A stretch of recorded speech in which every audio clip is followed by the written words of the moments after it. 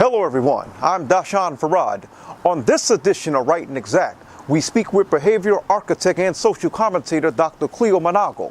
We ask him, is there an attack on black men, and is there an attack on black media, and also, do the two go hand in hand? Dr. Manago, thank you very much for joining us. Always a pleasure to speak with you, brother. Thanks for inviting me. First, let's get right to it.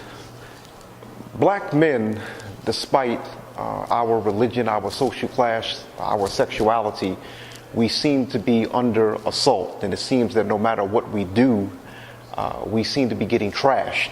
Recently, Damon Young of The Root had wrote an article in September that was re-released a little over a week ago, referring to straight black men as being the white people of the black community. And in the article, he makes the claim that because of our perceived sexism and our perceived hostility towards black women, that we've actually taken on the role of white racists in regards to our own community. When we hear terms such as toxic masculinity, homophobia, the down low, hypermasculinity, these are terms that are oftentimes that seem to be aimed at black men. What is your assessment of that? Well, that's really complex and very nuanced. I'm going to do what I can to be, simple in how I deliver my perspective. But black men have been under attack since we've been in this country. And it has been very important to contain us since we've been here.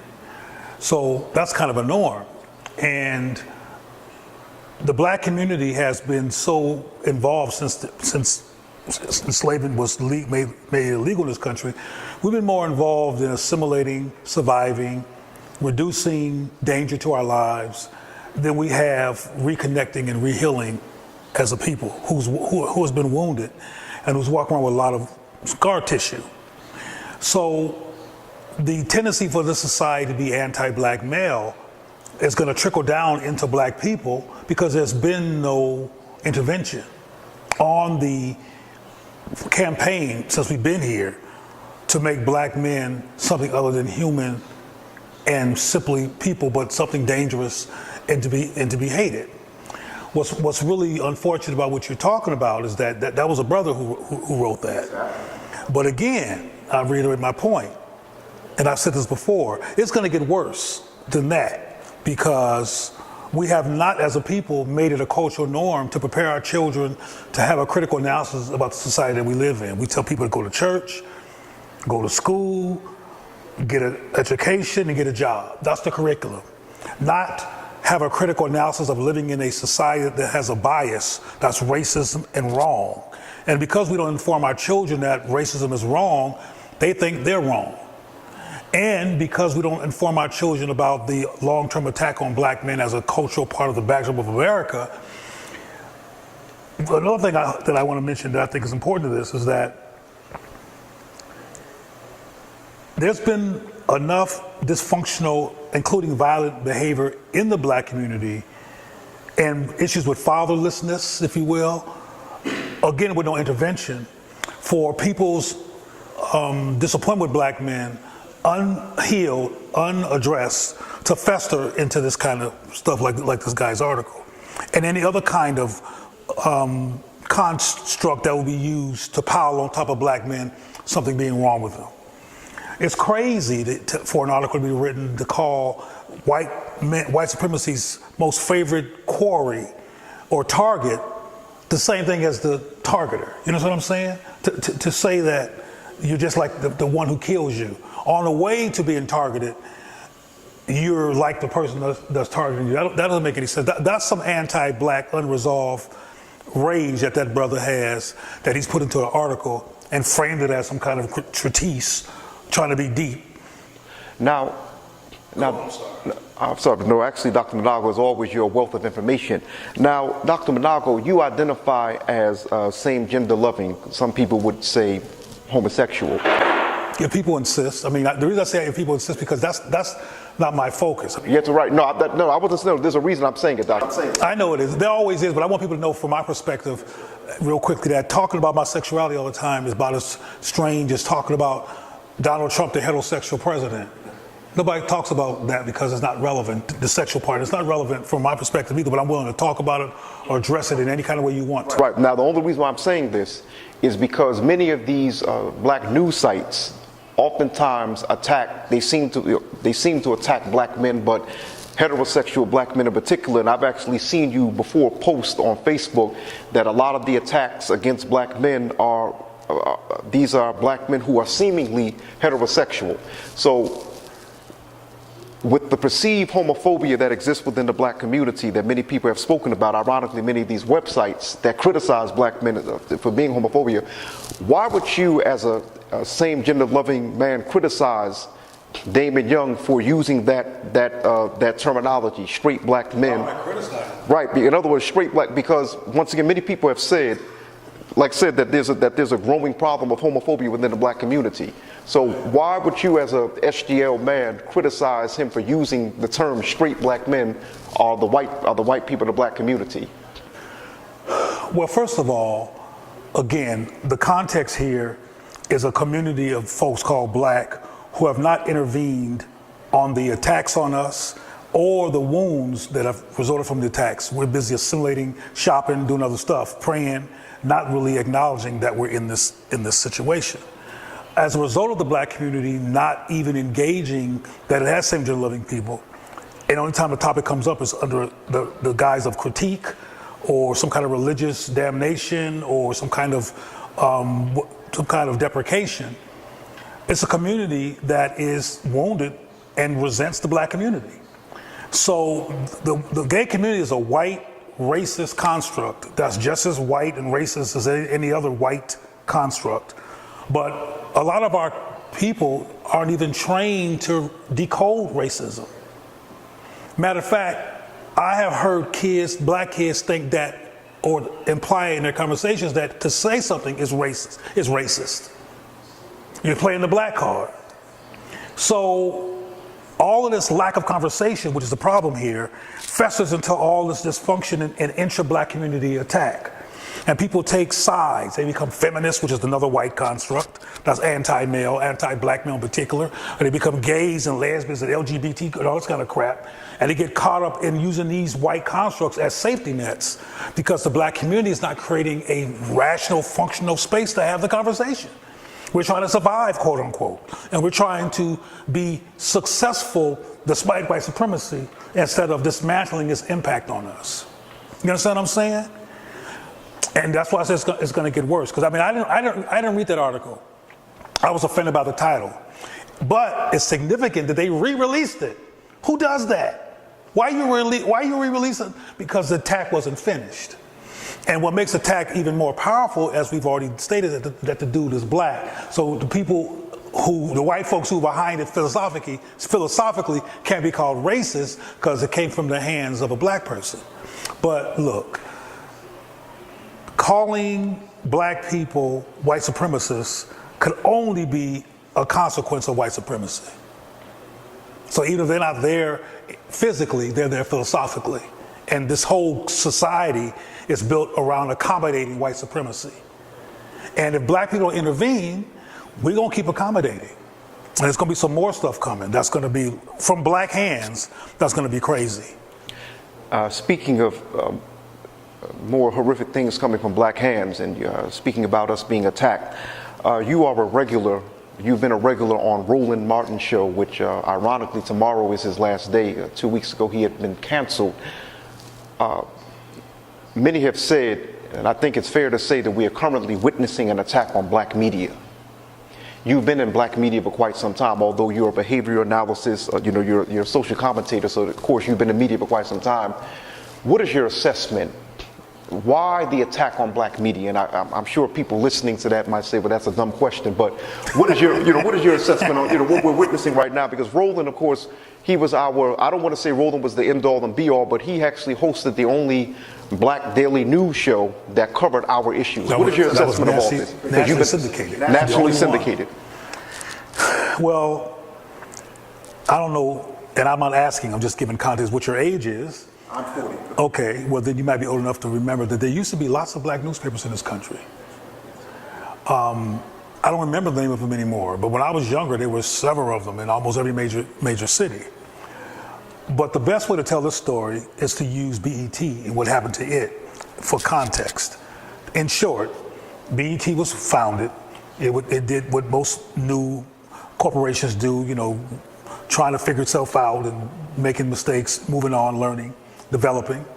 And at some point, Bob Johnson had lots of news programming with Tavis, Ed Bradley, Bev Smith, I think was her last name. And there was a lot of what I call black trance-breaking activity. From my perspective, I should contextualize that. We're in a trance. As I mentioned earlier, the lack of active, intentional encouragement to be critically aware of where we live and to just survive in it and not have it in context from birth till adult or teenage as black children, we've gone into a trance. We're not fully present. We're eating because the body is, regardless of how sleepy you are, is going to want you to eat and have biological necessities. But when it comes to being fully present, we're so busy resisting and denying and avoiding attacking white supremacy because we were trained to be white accommodationists that the psychological result of that is to go into a trance state. In my book that's coming out next year, I talk about Sybil. Remember Sybil? Yeah. Sybil was this white girl who was being raped on a daily basis by a guardian, and she couldn't escape because she was a baby, so she went into a trance on purpose so she could not be physically in her body because it was too painful to be in her body. Well, that's black people. It's painful to be black in a white supremacist society, so we go into a trance state and we're not fully present. How that's relevant to your question is that white supremacists have people in their midst who understand how the mind works and understands what to not allow in the landscape that could create awake people that will resist its power. So when Bob was doing his show and had all these news shows on there that were talking about black issues, and now we can come back to Roland Martin, who was doing it more recently, white folks said, wait a minute, no, we have to intervene because we want black people to be in a trance. For example, you remember when Richard Pryor, being 40, you might remember this, Richard Pryor went to Africa and he came back and he said, I'm not calling black people the N-word no more. Darn near 3 weeks later, NWA comes out. A white man named Jerry something pushes that word again into the black conversation, which is a destructive word that while we're in a trance, re-implies our lesser value to white folks. So how this is all relevant to your question around the media is that, and that's why I went back to the newspapers, like Emerge, which was a phenomenal publication. They don't play that. Like, for example, Arsenio Hall. Back in the day, he had the most successful show on nighttime television, the most exciting. Even white, everybody was hyped about that show because it was alive. Other than these relatively dead white men like David Letterman and blah blah blah. Nobody wanted to watch that stuff. But he had the nerves to think, in his naivete, he being Arsenio, that he really had a show because it was called the Arsenio Show, and he brought on the minister Farrakhan. He brought on all these people on his show that were usually edited, usually chopped up, and not really speaking freely. They were speaking freely on the show. They said, no, we got to get rid of this. We cannot have black people thinking. We cannot have black people having a critical analysis. We can't have powerful, focused voices that will break the trance, be a consistent part of the U.S. landscape, because we're going to have a problem. So somehow Roland got in there because of his history, having been on CNN and had the credibility for a naive TV1 to allow him in, but they didn't know what they were getting themselves into. And even Roland developed from coming off seemingly bourgeois, ultra bourgeois to people, to damn near doing this on his show, because he had revelations. He was growing and he was surrounded by people, including myself, that were feeding his consciousness. And then and white folks, somebody said, wait, we gotta get rid of this. And they're never direct. It's always ratings. Nobody watching Conan, but Conan's at the Apollo Theater doing his show. Ain't nobody watching that show. I literally I think it was maybe 2 years ago. I travel a lot, so I'm always in airports. And I asked people in airports, I had a graphic that I made that had all of the talk show hosts. I forget their names now. And I said, who watches this? Nobody watching that stuff. But, so my point to you is that it's not ratings. If it was ratings, Arsenio Hall would be still on television. So all this stuff I'm saying is that, yes, there's an attack on black media. There always has been, there always will be, and we will never be able to see strong black affirming voices central to a white supremacist media. It's not going to happen. We will have Don Lemon and, black people who are biologically black, but feed into a white accommodation agenda so they can keep their job. So are you not then, I'm presuming that you wouldn't at all be impressed by, say, the Angela Rye's that we see, and the, I forgot the sister who used to be Bernie Sanders' press secretary, that crowd, I forgot her name at this time, it escapes me, where, we see Angela Rye, there's a group of regulars, black regulars that we see on CNN. So you wouldn't be impressed by them? You're saying that they have that, I'm presuming they would be considered the, quote, safe Negroes. So you're trying to get somebody in trouble, but I'm going to be in trouble. It's what I do best, Doc. I wasn't at all trying to knock Angela. I was trying to knock Angela, but And I think Angela's brilliant. And Angela, who I've been on panels with, is really and authentically brilliant and can break stuff down and knows what she's talking about, and she really does care about our community. And I say, but getting to the white accommodationist piece, she looked half white, and she can say, like, I have a friend that I'm his mentor, and he literally quotes me all over the place. He happens to be a doctor, and he's a public speaker. He goes places and say the same thing I say, and they'll clap. If I say the same thing, I'm angry, and I'm hostile, and I have a chip on my shoulder. He can say the same thing that I'm saying. Matter of fact, sometimes he literally says the same thing I'm saying, and they just clap him because he looks like a half white person, because that's what he is. And half white, like Barack Obama, is more user friendly than all black in a white supremacist society.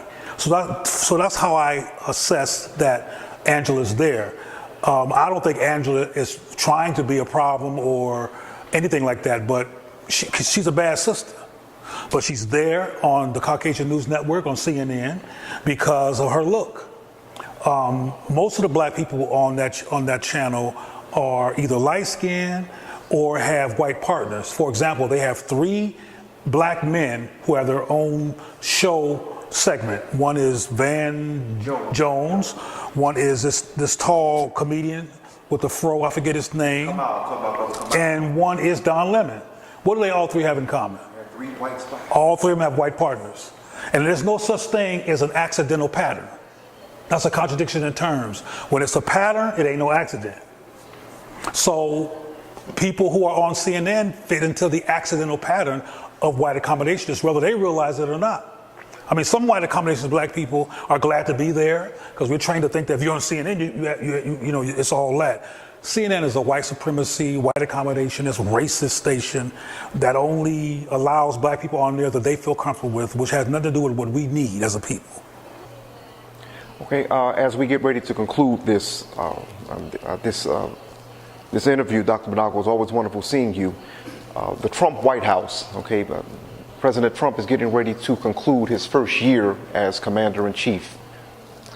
Michael Eric Dyson had said that Donald Trump supporters represent white supremacy on steroids. How should African Americans assess the Trump presidency? Should we at all be surprised by what we see coming out of a Trump White House, or should we be surprised at all at what we see coming out of the White House, regardless of who the president may be? Again, I might sound like I'm going someplace, but I'm gonna try to reel it in. Asian people usually don't care who the president is, and they always building. You can't go to no major city and not see a Chinatown, and no matter who the president is, because they're self-contained, they are on a collective basis invested in each other's success and in cultural group success. And there are systems in this society that they can use to help undergird their agenda for sovereignty as a people on behalf of themselves in this country. Because, like for example, you don't hear Asians go, we're only going to buy Asian dollars or have Asian dollar movements. It's going to happen. We don't have to have a movement. This is what we're going to do. We don't have to make a big deal out of. We going to do what we have to do for our people. My point in that is that it doesn't matter what Trump is doing. Now, I have another point parallel to that might sound like a conflict, but it's really not. We need to be voting, and we need to take advantage, particularly when we live in predominantly black spaces like Ferguson and other places, when we the majority, we take advantage of that and vote and create our local government on the way we want it to look like, because we can do that. And if you feel like voting for the president, cool. But when you have somebody like Donald Trump in the White House, that's a wash. You know what I'm saying? It don't matter what he's doing, so what? We need to do what the Asians are doing. Just hook each other up, make sure our children are not in a trance, but constantly talk to them about learn how to decode white supremacy. For example, there's no such thing in media, in mass media television, as two black people loving each other in terms of a love story being on every weekly television. Black children watch this, and even though a lot of parents don't create a conversation so they can critically analyze it, they see it. And the implication is that something's wrong with loving black people. And then parallel to not seeing two black people love each other, I mean, I was in Italy 3 days ago, and they had a commercial on television with a white man and a biracial child. That was his baby. You hear what I'm saying? What they're doing? They're pushing interracial big time, so we could be loyal to them, so we can continue to accommodate them, and so black women can be, what do you call it when somebody puts their baby in another person? Surrogate. So black women can be surrogates for the future of whiteness and lightness in this country, so they can stay in control on a complexion basis. So, you understand what I'm saying? I didn't lose you, did I? No. You know. Take your time, Doc. Take your time. Yeah, take your time. We really need to start teaching our people to be critical thinkers. Because if we don't, the festering wound is going to get worse and worse and worse. And that's why you got this brother writing articles about black men. That's so crazy. I can't even articulate without falling out. Black men are the, what? I mean, what the hell did he say? He said straight black men are the white people of the black community. That's what he was. If that ain't gay, I don't know what is gay. That's gay as hell. It is. That's right out the gay, white supremacist gay handbook, saying some crazy stuff like that. Yes, sir. Well, Dr. Manago, we thank you very much for joining us. Never a dull moment with Dr. Cleo Manago. Hey, man, I'm trying to answer your question because, I mean, I just got to say this. We in trouble, man. You talked about the press and you talked about the media and stuff like that. And I keep talking about the lack of a defensive or intervention on the what do you call a snowball? Avalanche. There it is. The avalanche of white supremacy that's coming our way. That's right here. We're shopping and being capitalists and being addicts one way or the other, and white accommodationists, and they keep playing us, and we are in trouble. That article that we're talking about. That's just one of many, because one article, Doc, it was a sister, she had actually said, in fact, around the time that article first came out in September, right after that, she had wrote an article saying that black men should be labeled as terrorists. Oh, God. Now, you know what's crazy about these, I almost cussed. What's crazy about these people is that they're not critiquing white supremacy in, explicit and direct ways. They're trying to make a black man the monster. And the irony is that black men are the most murdered, attacked, incarcerated, compromised group in this country. I was at an event that was for LGBTs, whatever, and they were talking about transgender murders. And this was a black community context. And I said, wait a minute. Y'all think that y'all mad at black people for not coming to the rescue of people who they think are men who are feminized, And compared to men in general, 3 of y'all got killed, and 3,000 black men who aren't unaddressed got killed. And you want everybody to stop all traffic for you, and then you're gonna get mad and take it personally that black people are not doing it? What you might want to consider is be black about this and care about black life. I don't want to sound like that liberal organization. Make all black people's lives be important and relevant. Saving all of our lives, why don't you try that? Then you might build some bridges with other black people. But this LGBT gay poison crap you're doing is further dividing us. But I get it, why they're doing it. And that's why I said earlier in this conversation is that their parents, their communities, the people they're connected to has not created safe space and affirming space in the black community context for some relevant people to exist, to thrive. Always been looked at like a wound, or like a problem. So it's a like I said on Facebook the other day, so-called coons, which is the word I don't use, is why I put it in quotes, are created by white supremacy and abusive black people. It's not just white supremacists. Black people have had their feelings hurt by black people who run to white folks for shelter. Even Malcolm, when he felt disappointed by Elijah, he went to Ed Bradley, or some white. Mike Wallace. Oh, I'm sorry, same thing. Anyway, you're right. He went to Mike Wallace. That was a mistake. You don't go to the devil's press to talk about a black power advocate.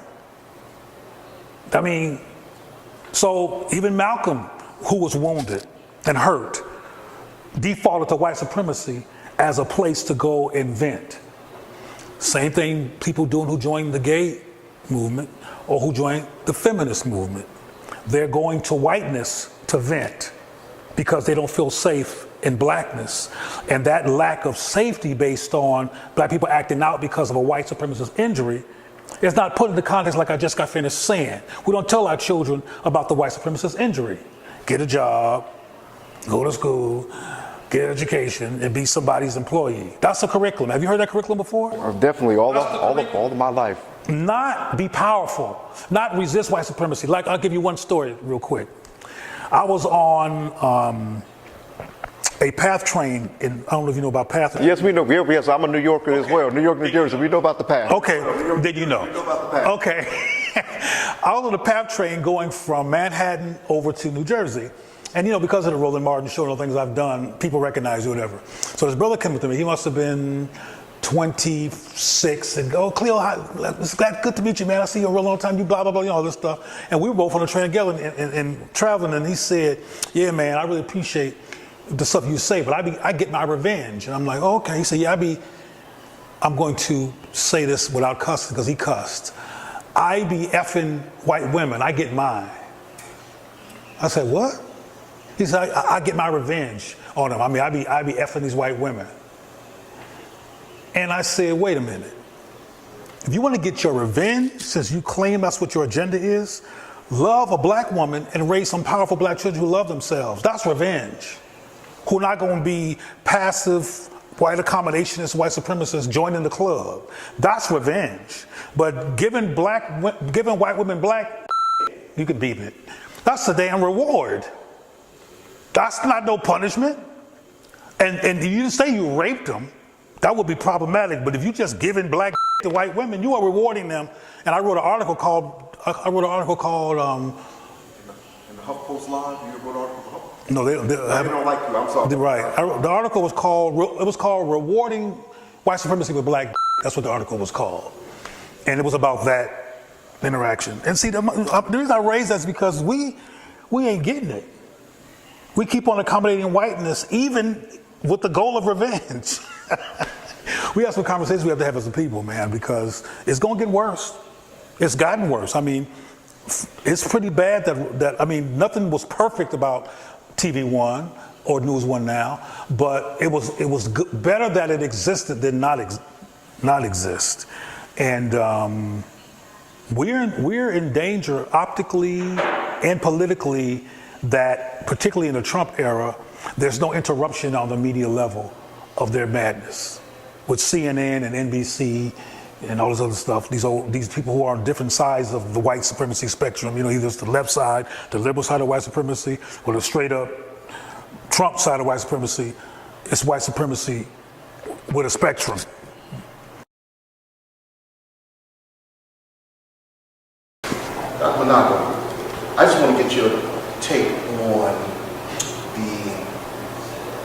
survivability of blacks in this 21st century, in terms of this gentrification we're seeing happen all across the country, and sustainability of jobs and careers as you're starting to see more robotics, digitization, automation, and software and artificial intelligence. What happens with black folks once we start losing our jobs, and if we don't have jobs and the rent and everything, gentrification happening, where do we go? Just if you have any comments on that. I remember the part about gentrification. What was the first part of it? Just like, in your view, what is gentrification for blacks in the 21st century, and then about the robotics? Well, I just got back. Sometimes people think I'm on a tangent, but I'm not. I just got back from Kemet, and I was going through the National Museum of Egypt, and I saw these African artifacts that were thousands and thousands of years old. And then you get to a certain point where there's a Roman face on an African aesthetic. That's gentrification. They've been gentrifying for thousands of years. I went to the Temple of Karnak, and right across from the Temple of Karnak is another temple that's thousands of years old. And somehow at some point, the Coptic religion came in and put their stuff over these ancient African, they painted over them with their white stuff.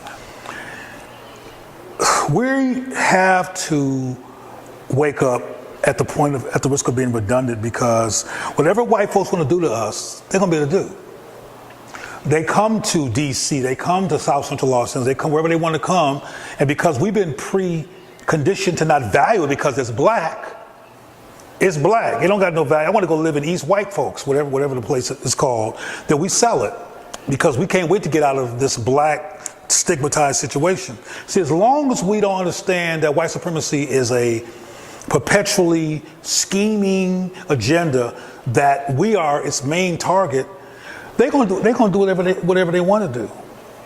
Again, it goes back to teaching black children to be critical thinkers. Like, there's a video on Facebook now of this young lady, dark-skinned sister, who in a state of tears. She has been so oppressed for being a dark-skinned sister.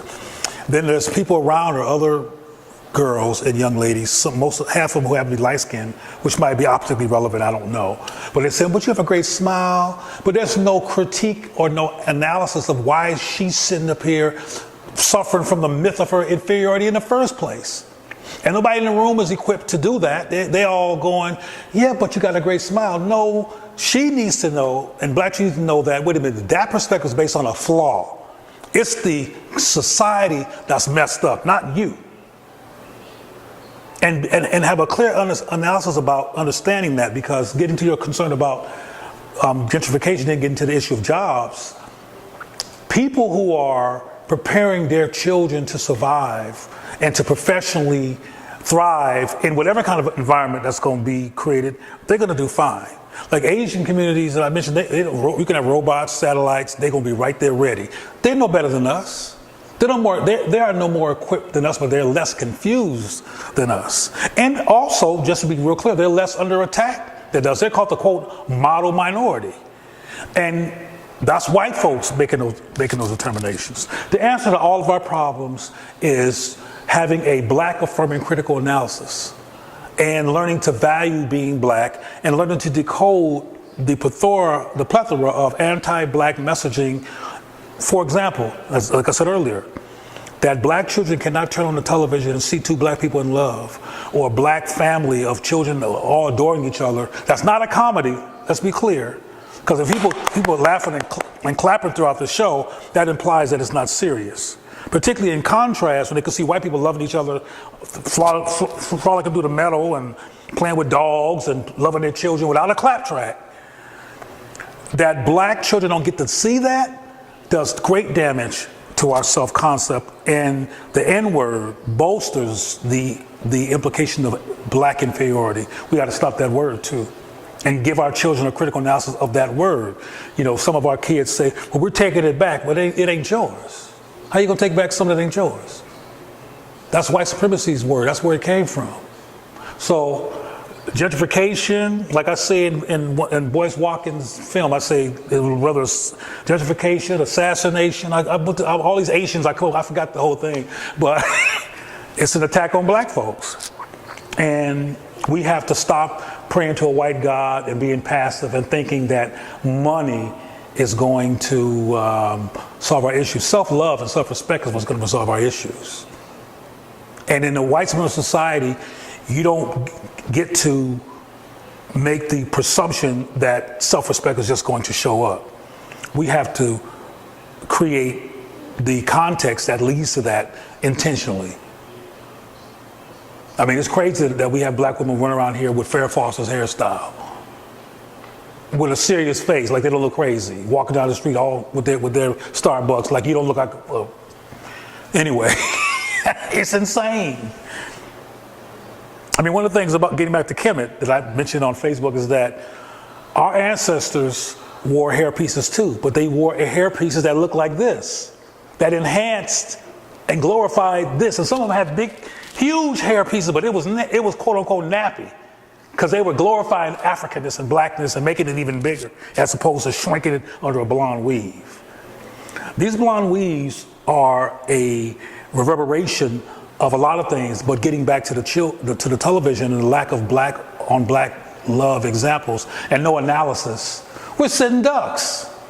So of course there's going to be an article one day by some brother talking about black men are the whatever he said about the white supremacy. Of course, and we're going to see worse in the article you mentioned about the sisters saying that we would. I mean, unfortunately, those people ought to be ashamed of themselves. But white supremacy pays and affirms that. I mean, they released the news article twice. That's unprecedented. It wasn't no damn Pulitzer Prize winning written work. Why are you releasing it twice? Because they want to make sure the damage is done. Particularly that kind of damage, particularly now in the Trump era. The white supremacists are all over the place right now. Some look like nice, wonderful white people, and they work for the Root and the blah, blah, blah. But none of that would work if black people taught each other how to have a critical analysis and how to separate them from the scar tissue, how to separate them from the myth of white supremacy and the myth of black inferiority. So they can have an analysis, oh, I see that. Oh, I see what y'all doing. Y'all ain't gonna get me, I get it. I see what you're doing. You ain't better than me, you tripping. Have our children knew that? Because black people are bad. You know, black people are bad. I mean good bad, Michael Jackson bad. When we are at our optimum, and white folks know this, that's why I don't use the word white. What's the word a lot of people use these days? They say that we live in a society that's white dominant. Right, and it's not the dominant culture, it's the dominating culture. Not the dominant culture, because the essence of black folks is all over the place. You got the whitest of white people on TV talking about old school and sup and it's the bomb and, you know, copying off of us in all kinds of ways because our energy is dominant, but our self-esteem has been dominated. You understand what I'm saying? And when we turn that around, it's on, and they know that. That's the only reason why you got to go to Kemet. When we knew we were the essence. I mean, them black folks, you got to go. They had it going on every level scientifically, and it ain't no, you know, this ain't no black romantic delusion. I saw it. I was right there in the tombs seeing these Africans. See, they love themselves. They showed themselves with hair like this in the tombs. You see them, you see it. And white people understand that if we love that's why they keep on doing these traps. I mean, I'm being redundant, I'm pointing to shut up. But that's why they keep on not showing black love, keep on put Trump in the White House, because they were threatened by the fact that a half black man who was black identified with a seriously black woman was defying the concept of white supremacy for 8 years. They said, oh no, we have to make up for lost time. They got the craziest food they could find. who has Klan members on the cabinet of the United States to make up for that 8-year mistake that they made. But see, our children have to be able to understand what I just said. Instead of, we should love everybody and, you know, we should be angry. Well, if you get killed by the cops unarmed every 5 minutes, you should be angry. And it's not crazy to be angry, it's sane to be angry. Matter of fact, it's insane not to be angry. But anyway, I'm finished. Well, listen, like I said, brother, never a dull moment with Cleo Manago. We thank you very much for joining us. We hope we can speak with you again very soon. Well, of course.